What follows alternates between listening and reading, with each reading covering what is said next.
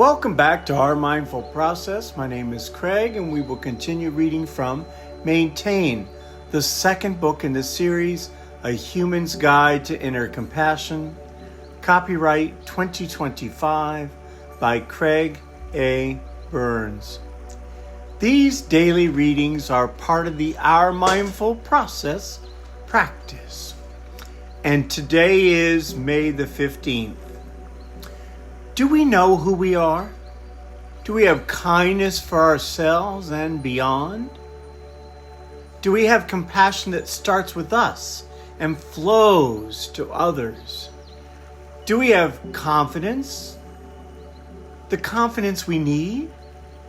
Have we forgiven ourselves totally for anything we have done as a result of being out of balance? Do we have the courage to change? Do we know the next right step to take? If we start fresh daily, we can achieve all things through a progressive, gentle concentration on whatever comes to our breath in any given moment. Today, to develop myself based on who I am, I choose 3 actions to experience a higher level of sanity. 1.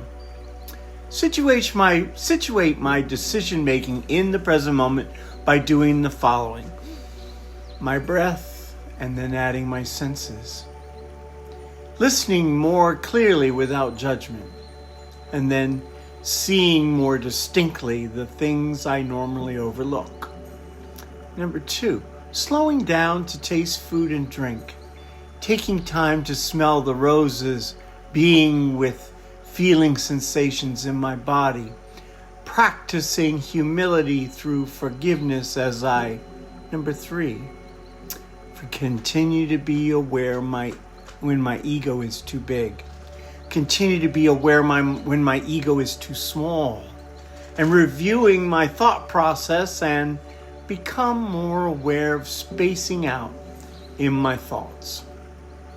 Become more aware of how my thoughts speed up out of control, and watching the blaming of others in my thought process, not using damaging words.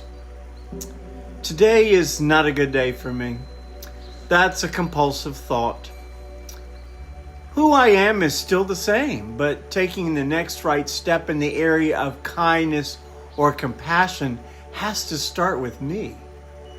And I still find it difficult to allow love to flow through me, not around me.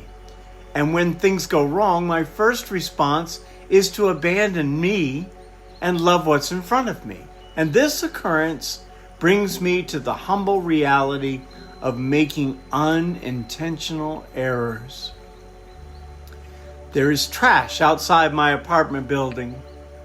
Large trash bags have been torn into and rotten food is sprayed out in the front of the entrance. And my first reactions are disgust and offense about the smell. Who did this? My ego expands as I look for someone to blame. Seeing no one nearby, my next reaction is, who is going to clean this up? I live here. I am responsible for the cleaning of this mess. I better get going before someone comes and gets enraged and violent.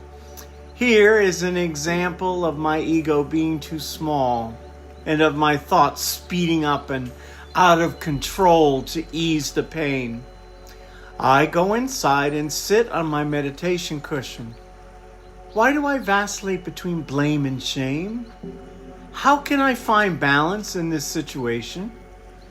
I have to forgive myself and not continually blame outwardly or inwardly. Both reactions point to the feeling that I don't measure up to the expectations of authority.